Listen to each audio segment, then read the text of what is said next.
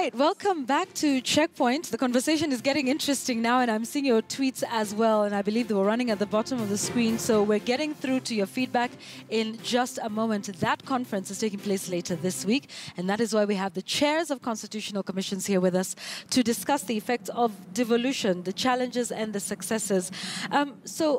Let's talk money for a minute. Jane, how do we encourage counties to generate their own revenue and make, some more money at their level, as opposed to just waiting for, the trickle down from the national government? As a commission, we do two things.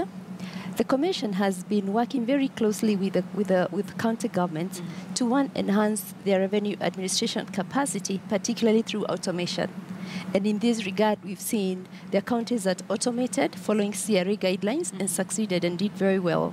There are others that attempted to do it and didn't do as well. And we have a third group of counties that have not automated at all. Right. And then in that regard, we also observe that even those that have automated, they haven't automated all revenue streams. Okay. So we're trying to work with them, providing guidelines, and where they need the support, we are normally available to hold. The other thing that we have done as a commission is in the formula that allocates money between the counties, we have a fiscal effort parameter. And in this particular parameter, it's meant to reward counties that increase or improve over their fiscal effort. So if a county is collecting more money from the previous year, then they get a little more in the shareable revenue in the coming years. And in this creates the incentive that, or at least we expect it to create the incentive for every county to increase their own revenue corrections over time. Are they creative, or because there's automating your revenue services, which sort of ensures that loopholes where money is lost is sort of tightened up. Yeah. But are they creative in other ways? I mean, in the county in which we have Masai Mara, are they only just dependent on tourism? In other areas, are you seeing a sort of new level of creativity, saying, this is a new revenue stream that we hadn't thought about altogether? These new ways of making money. So far, we haven't seen any new revenue streams, except those that are defined in the Constitution. And like I said, even those that are traditionally defined, they still have lots of potential that is not even yet already tapped into by the county governments, particularly even in the area of property rates. This is one area where there's huge potential, but most counties haven't even updated the property valuation law, so they're based on some very, very, some are like last updated in the 90s, yet we've seen new properties coming up, particularly in the urban areas, and these are not yet tapped into. That's a big challenge for us. But one of the other things we're trying to do is work with other institutions to see if we can work with counties to actually estimate the potential that if County X were to correct at its maximum, what would that revenue look like? So that in crafting this formula, we can already tell what's the fiscal gap. If County X could correct this number of billions and they're here, what then is a fiscal gap? And then how do we factor that into a revenue allocation formula so that we create or we kick in the right incentives? Okay, I like the idea of incentivizing for those that have collected more money. Because I suppose it encourages the others as well. Mbake, let's talk about the relationship between the national and the county level. There's the intergovernmental, organizations or bodies, if you like. There's IBEC as well. It's been, well, to be fair, the relationship hasn't been as smooth as one would like it. What can we do to improve that relationship between the two levels? I mean, there's legislation, that's fine, but, legislation is one thing, as we've seen in this country on a number of fronts, but actually, just implementing it. I agree that when we started, the relationships were even worse. And we saw this in the Kenya Law Reform Commission interaction with the counties. When the counties were established, the commission looked at ways that they can help the counties in developing their legislation. And the first thing we did is to look at the fourth schedule of the Constitution, Part 2, which deals with the functions which the counties have competence in lawmaking. And we developed some model legislation which would assist the counties to craft the legislation. And we started organizing seminars, especially in the consultation with the transition authority. Now, when the Council of Governors, the Secretariat, was very much opposed to this in the initial stages. I remember at a time, we arranged for some technical experts from Canada who had drafting skills, and we wanted to train the county attorneys in developing legislation. Right. The Secretariat won't hear of that initiative. And after 3 weeks, these draftsmen had actually to go back. Wow. But over the time, we've seen the need of cooperation. In fact, individual counties are the ones which now started coming to us. Okay. Because a lot of the legislation had been declared unconstitutional by the courts. So we've seen changes. The other issue we saw is a lot of litigation between the counties and the national government. And this has actually been a cause of worry, and it has been discussed at the summit to the extent that the IGTRC was mandated to look into these problems, and they set up a task force to see how the disputes between the national government and the counties would be looked into. And there are some, there are some initiatives being looked at in terms of mediation and, informal dispute resolution. Right, to sort of... So you're saying you've seen a bit of improvement, or quite some improvement in the quality of legislation that's coming out of the county assemblies? Yes. Because a lot of them were new, young people, who, are coming in and definitely want to do something for their communities. But as we know, the quality of legislation that would then help to, hold the county governments to account. Are you saying you've seen an improvement over the last few years? Yes, we did. We have seen an improvement. As I said, when we did the first model laws, a lot of them, they were really templates, not to guide the counties in legislating in these areas. But the counties still had to improvise them, to take into account their peculiar circumstances. And we have worked with them. They would develop the legislation, bring it to the Law Reform Commission, and we check through it, and then we would point areas they required improvement. We also went to a big program of training the county attorneys. And also training. We had an initiative where we trained trainers so that you had county attorneys within certain regions trained, so that they could also train the others. I see. And as a result, we have seen some improvements. Okay, that's good to hear. So we've talked about what's happening at the county assemblies, the Senate, but really the biggest custodians of devolution are the people. And citizen participation, as you know, Kagure, is in our laws, it's our constitution, it's something that's been encouraged. Have you seen that happening on a rather robust level? I remember speaking to, I think, the then governor of Nairobi County, Dr. Evans Kidero, and they were saying, they put up posters and say, so the county budget estimates are in, nobody shows up for the meetings.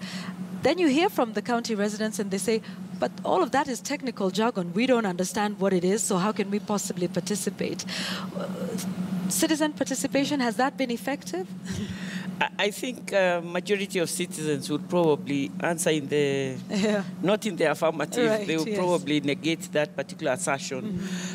There have been, I think, attempts to involve citizens in county government participation, but I also think that most counties are now in the process of developing their CDIPs, and as they develop their county development plans, it is so important to have various demographics within their various the specific counties contributing to this. And I think we have come to a time when we must define participation. What is participation? So it's not just if we are all seated here that we have participated. But because it is participation not only in the planning processes, but also in delivery. There has to be kind of a very robust feedback mechanism. The other thing when we talk about participation is also filling the offices or the jobs at the county level.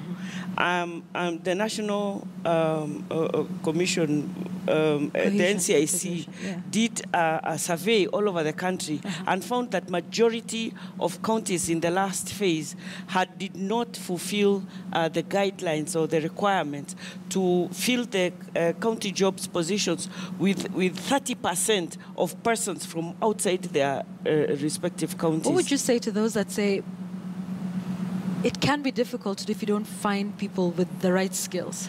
I think that is a cop-out. Is it a cop-out? I think that's a cop-out. I think there are so many qualified people from Mombasa to Kisumu to Turkana and all over the country who are not necessarily residents of a specific county who can bring a freshness of ideas and help the public service board at county level to have a robust workforce. Other than that, it is also extremely important for every county to ensure that the various demographics and the minorities within its own county are taken into consideration. A number of the conflicts in the last phase had to do with the fact that a number of demographics and minorities within specific counties felt left out and marginalized. And that is going to become an increasing issue if it is not taken into consideration of going forward.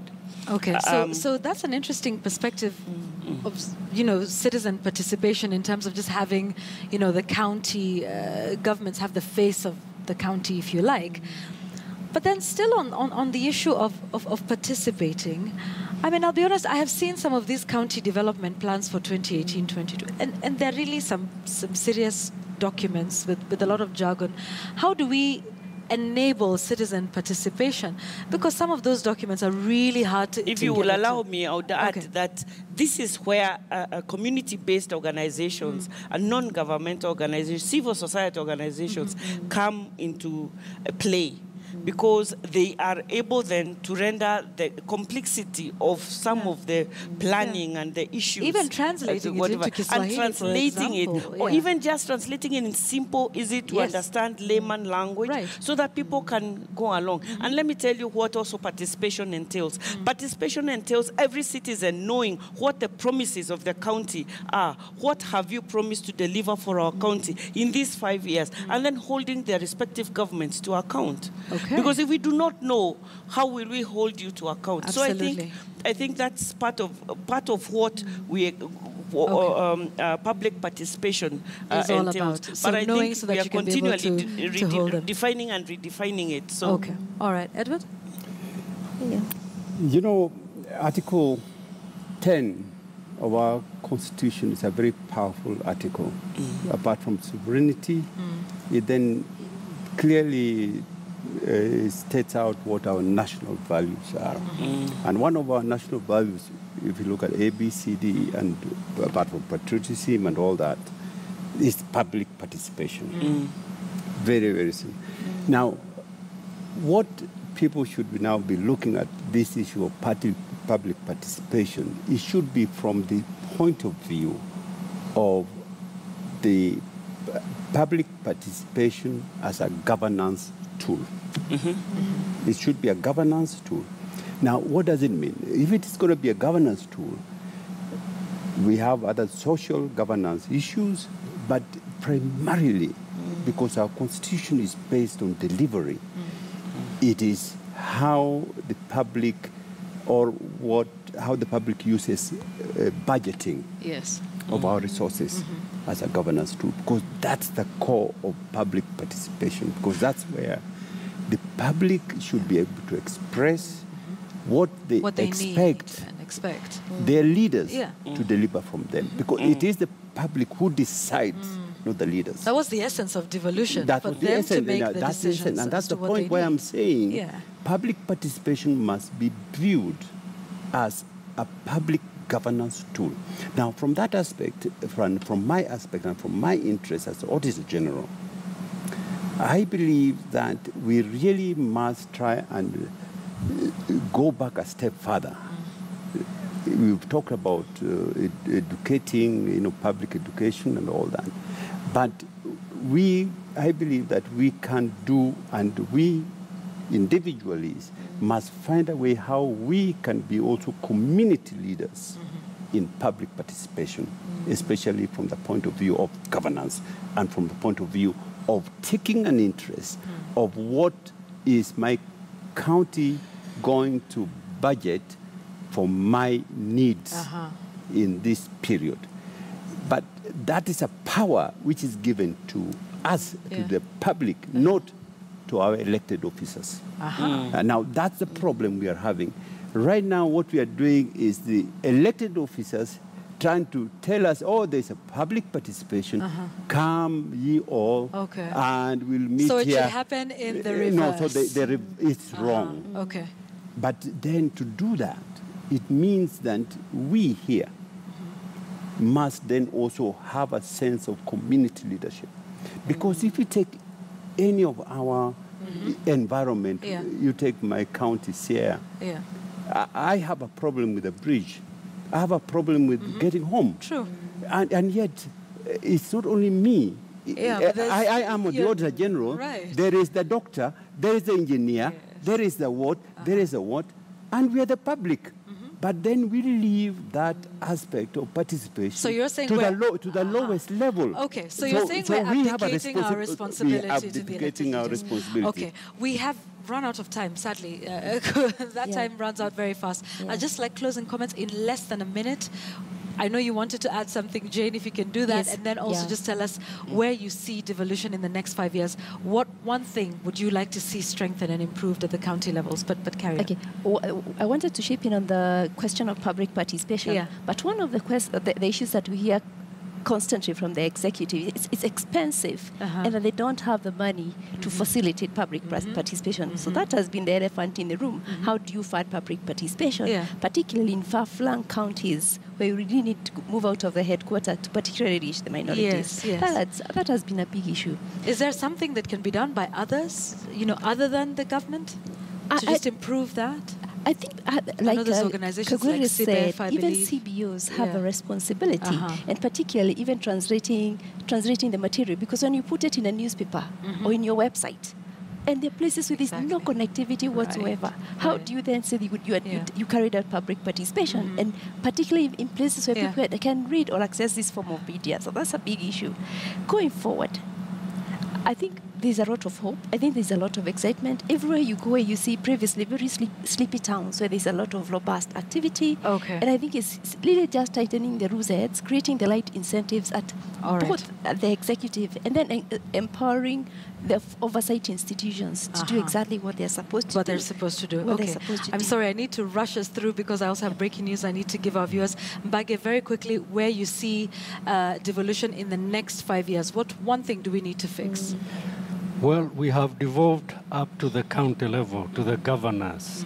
I think we need to see the second phase of devolution, which is to the urban cities and the wards.